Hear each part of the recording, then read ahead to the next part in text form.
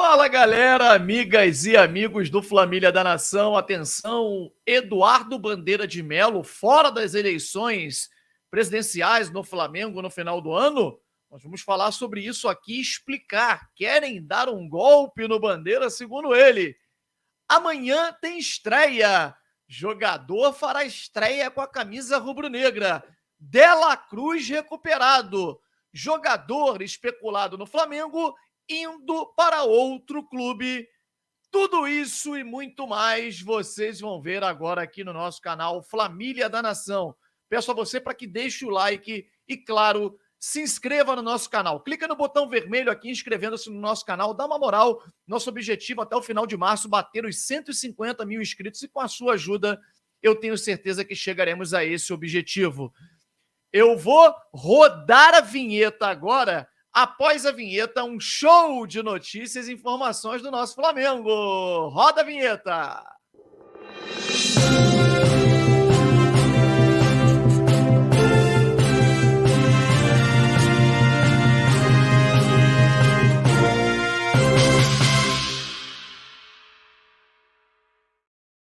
Galera, a Betano é a nossa parceira oficial neste ano de 2024 e vieram com tudo. Afinal de contas, você preenchendo agora, clicando no link que está aqui na descrição, preenchendo o cadastro de forma gratuita, é só você colocar o código FLAMILIA, que no seu primeiro depósito você ganha em dobro. Você vai ganhar um bônus de até R$500 e mais R$20 para você poder realizar suas apostas. Bom, é uma oportunidade muito legal. Além do mais, você também vai concorrer a uma camisa oficial do Flamengo. Só quem fizer o cadastro vai e colocar o código Família vai concorrer a esse manto sagrado oficial. Quer saber mais? Vai lá no nosso Instagram, Família da Nação. Todas as instruções estão lá. Não perca essa oportunidade, galera. O sorteio já é agora, dia 15 de fevereiro. Poucas pessoas preencheram o cadastro. Vai perder uma oportunidade de ganhar um manto sagrado como esse? Que isso, o manto novo custa R$400. Acho que a galera tá com dinheiro, hein? Tá com grana no bolso, querendo, não quero não, eu vou comprar. Então não perca essa oportunidade. Vai lá no nosso Instagram, vê lá as regras e se inscreve lá, segue a gente no Instagram, preenche o cadastro da Betano e concorra na próxima quinta-feira, hein? Chegando o grande dia. Dela Cruz está recuperado. Dela Cruz volta à equipe rubro-negra amanhã. Não sabemos se será titular, isso aí o Tite ainda não definiu a equipe que enfrenta amanhã o Volta Redonda. Jogo este válido pela segunda rodada do Campeonato Carioca, um jogo atrasado em que o Flamengo, a partir de amanhã, completará o mesmo número de partida que os demais participantes. E amanhã o Flamengo pode chegar à segunda posição, ficando a 2 pontos do Fluminense, vencendo Volta Redonda e aí igualando o número de jogos com os demais. Aí, meus amigos, faltando 3 rodadas para poder terminar o campeonato, 4 rodadas, na verdade, para terminar o Campeonato Carioca, é muito provável que um Fla-Flu decidirá a Taça Guanabara. O Fluminense ganhando os jogos de menor apelo contra os clubes pequenos, o Flamengo também, e aí bate um Fla-Flu para poder definir essa Taça Guanabara, o confronto pela penúltima rodada deste campeonato.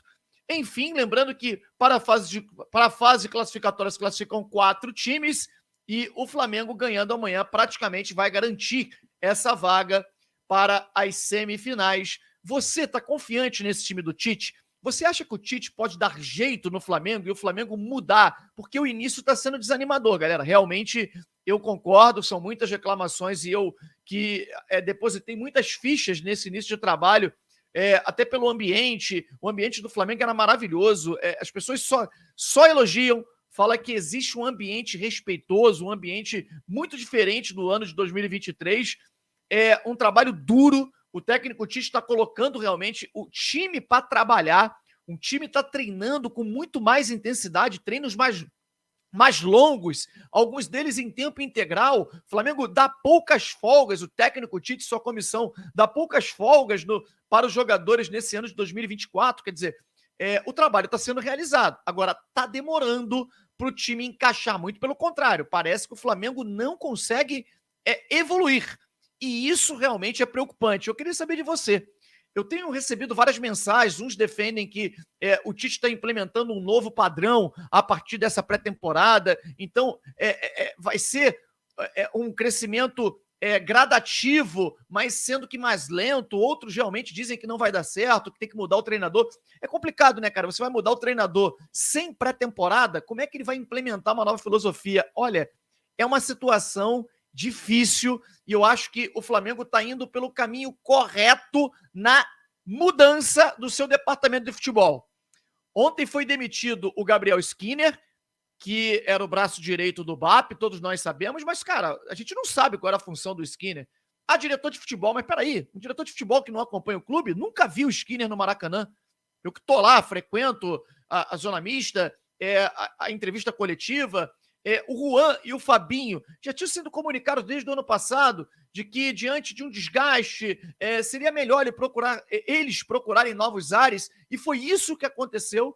Para não serem demitidos, eles buscaram novos ares, inclusive o presidente Rodolfo Landim ajudou o Juan a ir para a seleção brasileira, conversando pessoalmente com o presidente da CBF, Edinaldo Rodrigues, e o Juan conseguiu um cargo na seleção brasileira, deixou o Flamengo. O Flamengo agora já tem um substituto para o Juan, que é o Luiz, que era da base, e agora procura um novo supervisor de futebol. Supervisor de futebol, que era o cargo que exercia o Skinner, o cargo que anteriormente era ocupado por um cara que fez uma diferença tremenda no Flamengo, que é o Paulo Pelaipe, naquele ano de 2019. Paulo Pelaipe cuidava de toda a parte de supervisão, né? Responsável, brigou na época, ele e o Jorge Jesus, para o Flamengo poder fretar um avião. É um time que hoje, desde 2019, tem um avião fretado para poder realizar as viagens que são cansativas, né? Pelo Brasil. Desculpa, galera. Pelo Brasil, durante o Campeonato Brasileiro, as competições de Campeonato Brasileiro, Copa do Brasil, enfim. E isso foi uma briga que o Pelaipe comprou junto com o técnico Jorge Jesus. Aliás, foi ele que indicou o Jorge Jesus. Hoje, apoiadores do presidente Rodolfo Landim têm brigado e tentam convencer o presidente Rodolfo Landim a contratar novamente o Paulo Pelaipe, que está hoje atuando no interior de São Paulo. Enfim, o presidente Rodolfo Landim ainda encontra-se resistente em relação a essa situação, mas eu hoje vejo como uma possibilidade real, até porque o grande empecilho para o retorno do Paulo Pelaipe era justamente o BAP. E o BAP, meu amigo, com a demissão do Skinner, que é primo dele, né, e ele que colocou o Skinner lá, perdeu muita força no Flamengo, não será indicado como o candidato à presidência do clube pela chapa da situação. Então, assim, deve estar pulando fora, caindo possivelmente para uma outra, se juntando a uma outra candidatura à oposição. Enfim, vamos ver o que vai acontecer. O clima é tenso no Flamengo nesse sentido, na parte dos bastidores, na parte política, e é claro que isso acaba afetando. Ainda bem que o Flamengo hoje treina no Ninho do Urubu, né? Então, a quilômetros de distância da Gávea, porque se treinasse na Gávea, a coisa não iria ficar boa. Clima político conturbado, enfim. No Ninho do Urubu eles estão bem afastados e esperamos que não atrapalhe a performance no futebol. Bom, teremos estreia amanhã na equipe rubro-negra. Matias Vinha entrará em campo e jogará com a camisa de número 17. Ele escolheu o número, está relacionado pela primeira vez, e logo após, o Flamengo divulgou uma nota que logo após a partida, Matias Vinha será liberado para poder viajar para a Itália e acompanhar o nascimento do seu filho, né, da sua filha, aliás. Inclusive, o Flamengo divulga aqui filha Faustina, o nome dela. E aí, no retorno ao Brasil, depois que ele acompanhar o nascimento da filha, o jogador será apresentado no Ninho do Urubu aos jornalistas, claro que para o público rubro-negro. O jogador que vai estrear primeiro e depois irá se apresentar. Engraçado, né? O Flamengo poderia ter marcado para essa semana a apresentação do jogador, mas preferiu não fazê-lo. O jogador joga amanhã, entrará em campo, estará pelo menos relacionado. Se vai entrar em campo, isso aí é algo que depende do Tite. E logo depois viaja para a Itália para acompanhar o nascimento da sua filha Faustina. Um jogador que estava na mira do Flamengo, que é o Al-Musrati, desculpe, que pertencia, volante que pertencia ao Braga, está indo para o clube turco. A gente já vinha dizendo aqui que o Besiktas tinha interesse no jogador, estava muito próximo de um acerto desde semana passada e a coisa foi sacramentada, valores superiores a 13 milhões de euros e o Al-Musrati está indo para o Besiktas, jogador que, segundo o Flamengo não fez nenhum tipo de proposta pelo jogador, mas o staff do jogador garante que o Flamengo fez uma proposta que o jogador não aceitou. Outro jogador que estava sendo muito cogitado aqui no Flamengo, o Thiago Alcântara.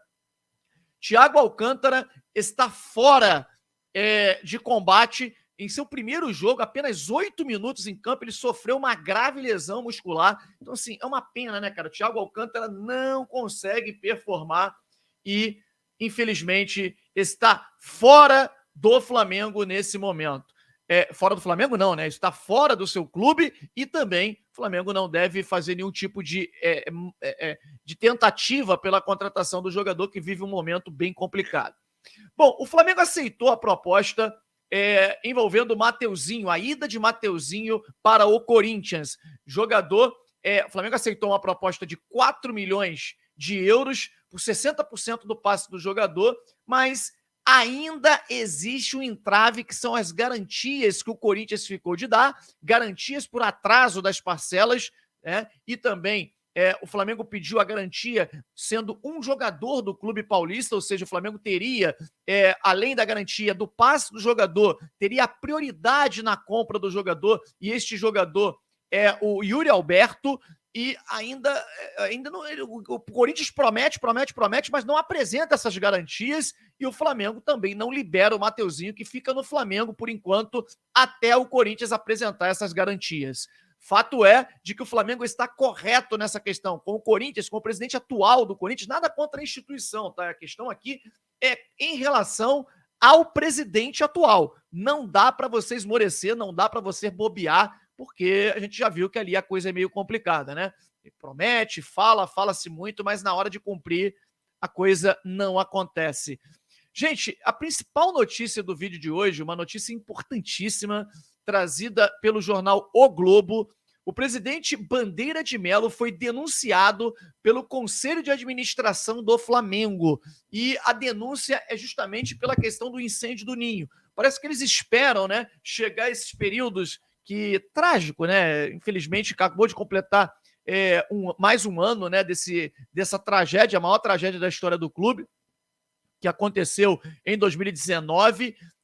E, assim, e nesse momento o Conselho de Administração ele denuncia o Bandeira de Melo. Lembrando que o Bandeira não era o presidente do Flamengo na época do acidente. No entanto, segundo consta, né, foi ele que responsável, claro, foi ele, né, como presidente, o responsável pelas instalações dos meninos que lá estavam.